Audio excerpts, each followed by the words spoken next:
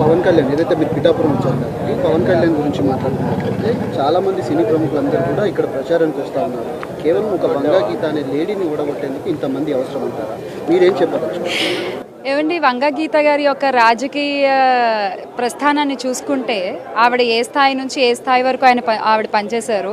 And ఆవిడ పనిచేసిన ప్రతి పదవిలోనూ ఆయనకి చేతనైనంత, అంటే ఆవిడ చుట్టూ ఉన్న జనాలకి చేతనైనంత ఆవిడ చేసుకుంటూ వచ్చారు. స్టార్టింగ్ ఫ్రమ్ చిన్న పొజిషన్ ఇస్తే ఆ పొజిషన్ వరకు ఆవిడ ఎంత చేయగలిగారు, కొంచెం ఆ తర్వాత ఎంపీగా ఎంత చేయగలిగారు చూస్తూనే ఉన్నారు, ప్రజలకి తెలుసు.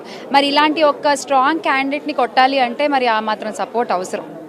జబర్దస్త్ టీం అంతా కూడా ఇక్కడ ప్రచారం చేస్తారు. కేవలం పవన్ కళ్యాణ్ అంత ఇమేజ్ ఉన్న వ్యక్తి అయితే జబర్దస్త్ టీం పనిచేయాల్సిన అవసరం ఏంటి? వాళ్ళు పనిచేస్తున్నారు అంటే మరి ఇంకా రకరకాల కారణాలు ఉంటాయండి, రకరకాల ప్రెషర్స్ ఉండొచ్చు, రకరకాల కారణాలు ఉండొచ్చు. కానీ ఒక్క విషయం ఏంటంటే నేనైతే ఖచ్చితంగా చెప్పాలనుకుంటున్నాను, పిఠాపురంలో వంగా గీత గారి గెలుపు ఆల్రెడీ ఖాయం అయిపోయింది ఎప్పుడో. ఇది కేవలం ఇప్పుడు నేను ఇవాళ ప్రచారంలో జాయిన్ అవ్వడానికి కానీ ఆర్ ఇప్పుడు మళ్ళీ వచ్చేవాడిని కలవడానికి కానీ ఇంకొంచెం ప్రయత్నం ఏమిటంటే ఒక భారీ మెజారిటీ కోసం అంతే. ఎందుకంటే గెలిచేది మాత్రం ఆవిడే. ఒకటే విషయం నేను చెప్తున్నాను, అంటే మనం 2 రోజులుగా జరుగుతున్నటువంటి ఒక సంఘటనలు కనుక చూసుకుంటూ ఉన్నట్లయితే కూటమి అన్నారు, మేనిఫెస్టో రిలీజ్ చేశారు, కానీ దాంట్లో బీజేపీ పెద్దన్న ఆయన ఫోటో లేదు, మాకు ఎటువంటి సంబంధం లేదు అని వాళ్ళు చెప్పడం జరిగింది.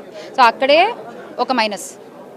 ఆ తర్వాత ఇవాళ ఒక న్యూస్ పేపర్ కనుక చూసుకున్నట్లయితే అందులో కేవలం ఒకళ్ళ ఫోటోనే ఉంది, మిగతా 2 ఫోటోలో కూడా ఒక ఫోటో లేదు, అక్కడ ఇంకొకళ్ళు మైనస్.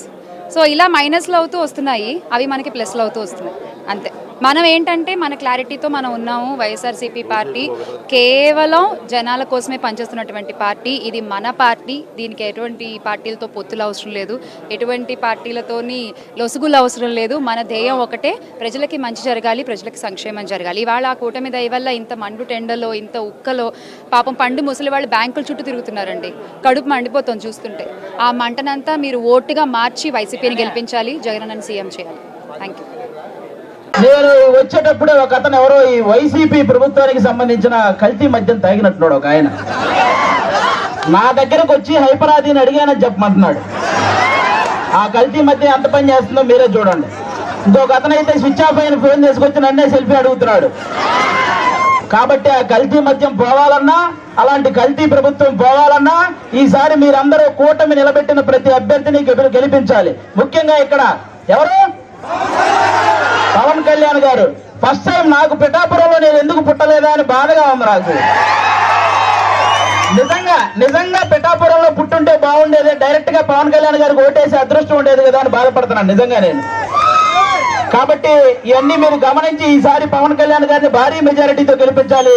దానికోసం ఇక్కడ కృషి చేస్తున్న మన వర్మ గారికి, అలాగే బీజేపీకి సంబంధించిన కృష్ణరాజు గారికి, ఇద్దరికి కూడా చాలా పెద్ద థ్యాంక్ యూ. అందరూ వాళ్ళిద్దరికి ఒకసారి గట్టిగా క్లాప్స్ కొట్టాలి మీరంతా. వాళ్ళిద్దరు సపోర్ట్ లేకపోతే ఇక్కడ ఇంత జరగదు. అలాగే ఈ వైసీపీ ప్రభుత్వం మిమ్మల్ని ఏం చెప్పి ఓటు అడుగుతుంది? మీ ఇంట్లో మంచి జరిగితే ఓటేయమంటున్నారు, అవునా? అసలు వాళ్ళ ఇంట్లో మంచి జరగలేదని 2 చెల్లెలు రోడ్డు మీద తిరుగుతున్నారు, అవునా కాదు? మరి వాళ్ళ ఇంట్లోనే మంచి జరగనప్పుడు మీ ఇంట్లో మంచి ఎలా చేస్తారు, అది ఒకటి మీరు గమనించాలి, అవునా? ఇంకోటి ఏమంటారు, మేము పొద్దున బటన్ నొక్కితే ఆడవాళ్ళ అకౌంట్ లో 10,000 రూపాయలు పడుతున్నాయి అంటారు, అవునా?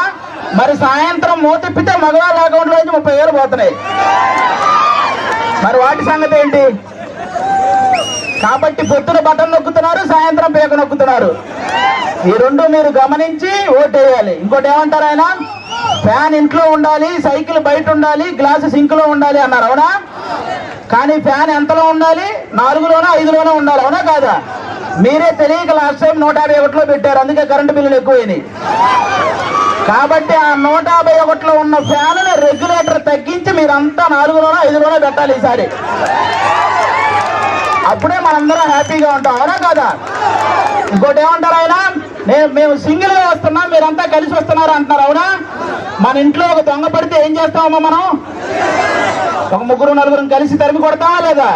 మరి రాష్ట్రంలో ఇంతమంది గజ దొంగలు పడితే మరి తరిమి కొట్టాలా లేదా అమ్మా మనందరం? మరి కలవాలా లేదా?